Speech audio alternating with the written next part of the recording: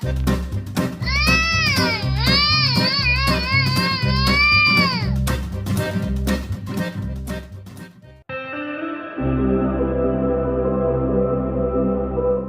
yang berjudul Alive ini dibuat berdasarkan kisah nyata yang pernah terjadi pada tahun 1972.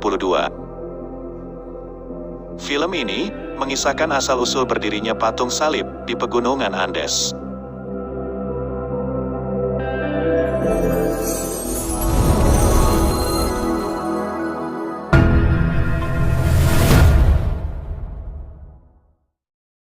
The miracle of the Andes, that's what they called it. Adegan diawali, di mana salah satu korban kecelakaan pesawat yang bernama Carlitos menceritakan kenangannya setelah ia berhasil selamat dari tragedi yang pernah menimpanya di pegunungan Andes. Pada tahun 1972, sekelompok tim olahraga rugby sedang melintas di atas pegunungan Andes menuju ke Chili. Perjalanan mereka ini bertujuan untuk melaksanakan pertandingan olahraga rugby.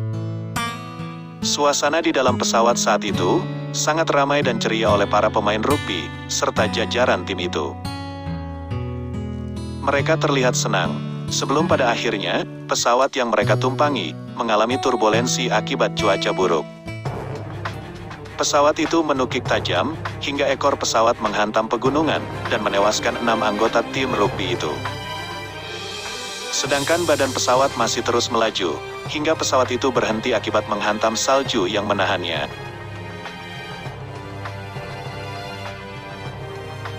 Beberapa penumpang yang selamat dalam kecelakaan itu, mencoba untuk melakukan pertolongan pertama kepada penumpang lain yang mengalami luka akibat benturan.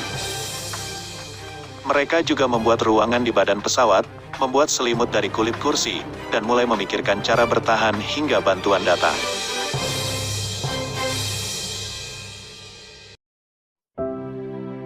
Hari yang mulai malam dan cuaca semakin dingin, membuat Nyonya Alfonso yang terjebak di kursi dan tidak ingin dipindahkan, terus berteriak, hingga membuat beberapa orang tak nyaman mendengarnya. Ia berhenti berteriak, ketika Carlitos membentaknya dan menyuruhnya untuk diam. Semua orang di dalam pesawat itu, mencoba untuk saling berdekatan satu sama lain, agar badan mereka tetap hangat. Cuaca yang semakin buruk dan tiupan angin yang semakin kencang, membuat Roy dan kawan-kawannya harus bergerak memindahkan koper untuk menutup lubang di ujung badan pesawat, agar bisa menahan angin. Sedangkan Antonio berusaha mencari cara untuk menghubungi tim penyelamat dengan menggunakan radio. Namun, mekanik yang kejiwaannya terganggu akibat kecelakaan pesawat mengatakan bahwa radio itu tak akan berfungsi tanpa adanya baterai. Dan sayangnya, baterai itu ada di ekor pesawat yang telah terpental tadi.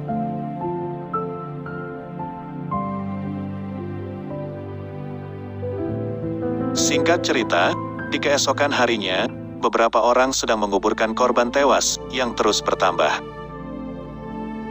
Di momen ini, Carlitos menyesali perbuatannya, karena sudah membentak Nyonya Alfonso yang telah tewas setelah berteriak semalaman.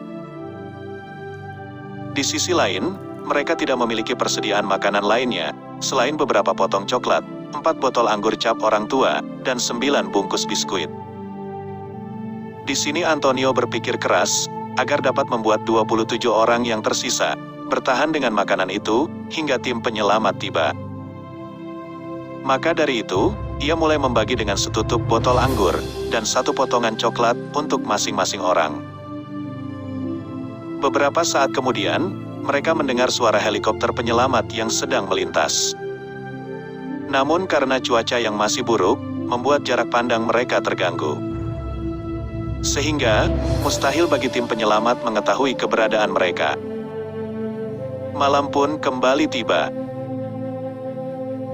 Suasana di dalam badan pesawat itu terlihat sangat hening, karena semua orang sibuk dengan pikirannya masing-masing. Keesokan harinya, mereka melakukan apa yang dapat mereka lakukan untuk bisa bertahan. Tak lama kemudian, sebuah pesawat melintas, dan semua orang berteriak untuk memberi tanda. Pesawat itu terus berputar di atas, dan mereka dengan sangat yakin berpikir akan diselamatkan di hari itu juga. Mereka semua pun terlihat bersorak gembira. Hingga beberapa orang di antara mereka meminum anggur, serta memakan makanan yang tersisa. Akan tetapi, perkiraan mereka salah, pesawat itu tak kunjung datang, dan tak ada yang menjemput mereka. Di sini Antonio marah besar, setelah membuka kotak persediaan makanan, yang sudah habis tak tersisa. Why did you just take a knife and slit our throats while we slept? Singkat cerita, setelah 5 hari terjebak di pegunungan, suasana terlihat bingung dan panik, dikarenakan mereka semua merasakan kelaparan dan keputusasaan. Di sini, Carlitos membuat rencana pendakian bersama Rafael, untuk mencari ekor pesawat dan membawa baterai untuk menghidupkan radio. Dan 5 orang di antara mereka pun, memutuskan untuk mendaki gunung dan mencari ekor pesawat itu. Salah satu dari mereka, hampir saja terjatuh ke dalam lubang yang tertutup salju. Dan beruntungnya, Roberto berhasil menariknya. Setelah kejadian itu, mereka memutuskan untuk kembali, karena menurut mereka akan sangat mustahil untuk menemukan ekor pesawat itu. Singkat cerita, Alberto menemukan sebuah peta, dan menunjukkan jalur menuju Chili. Namun, di sini Roberto menyatakan keputusasaannya, karena ia berpikir sangat mustahil melakukan perjalanan dan mendaki pegunungan itu. Malam pun kembali tiba. Carlitos menyarankan kepada teman-temannya untuk berdoa rosario, dan mereka semua pun berdoa. Kecuali Vito, yang mengatakan bahwa dirinya adalah seorang agnostik. Di saat yang sama, Nando mengabarkan bahwa Susan adiknya, telah meninggal di malam itu. Dengan raut wajah sedihnya, ia mengatakan akan memakamkan Susan esok hari.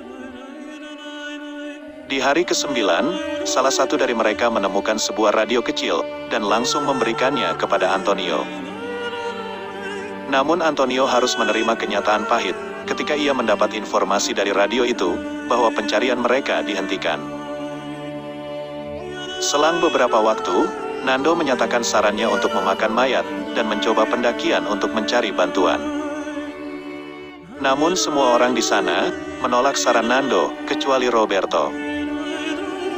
Roberto berpikir, menjadi kanibal adalah sesuatu yang menjijikkan, akan tetapi jika tidak dilakukan, maka tidak ada pilihan lain untuk bisa bertahan hidup. Di sini Roberto mencoba meyakinkan teman-temannya untuk mengikuti saran Nando, agar mereka terhindar dari kelaparan. Dan setelah beberapa perdebatan, akhirnya mereka semua mengikuti saran Nando. Keesokan harinya, Roberto mulai memotong bagian tubuh mayat yang telah membeku, dan mulai memakannya.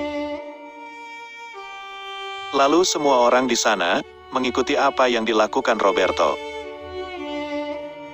Dan salah satu di antara mereka mengungkapkan, rasa daging mayat itu seperti geli katanya mas. Geli ya, geli-geli enak maksudmu. Sembarangan.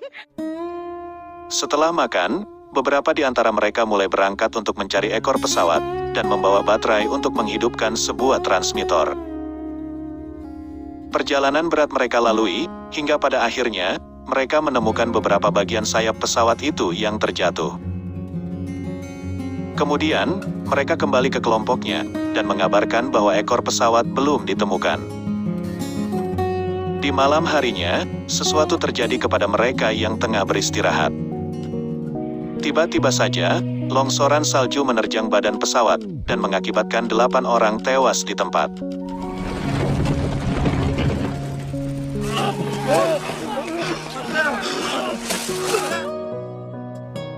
Di keesokan harinya, korban yang selamat, mencoba menggali pesawat yang telah tertimbun salju, serta memakamkan korban tewas akibat longsoran salju itu. Singkat cerita, mereka bertahan sampai hari ke-50, dengan cara memakan mayat teman-temannya sendiri.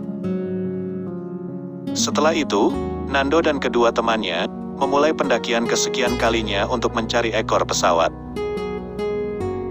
Hingga akhirnya, mereka menemukan ekor pesawat itu dan juga sebuah baterai.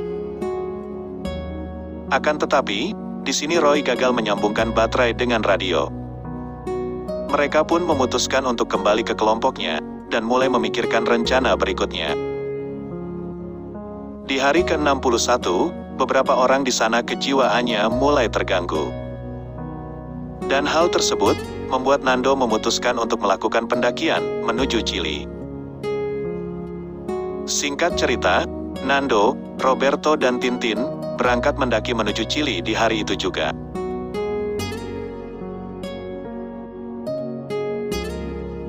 Setelah 2 hari perjalanan yang sangat berat, Roberto mulai putus asa karena tak kunjung sampai ke Chili.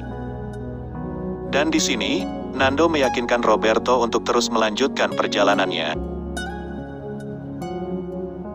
Di sisi lain, Nando menyuruh Tintin untuk kembali ke badan pesawat, agar persediaan makanan mereka cukup untuk melanjutkan perjalanan. Nando dan Roberto pun melanjutkan perjalanannya, dengan menempuh jarak hingga 50 mil selama 12 hari. Dan pada akhirnya, mereka sampai di Chili, serta mendapatkan bantuan.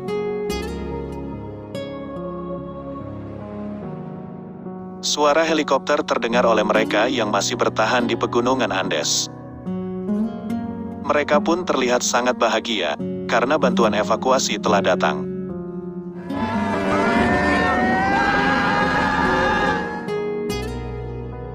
Film pun usai, dengan berdirinya salib, untuk memperingati kecelakaan pesawat, yang telah menewaskan 29 orang yang terkubur di pegunungan Andes.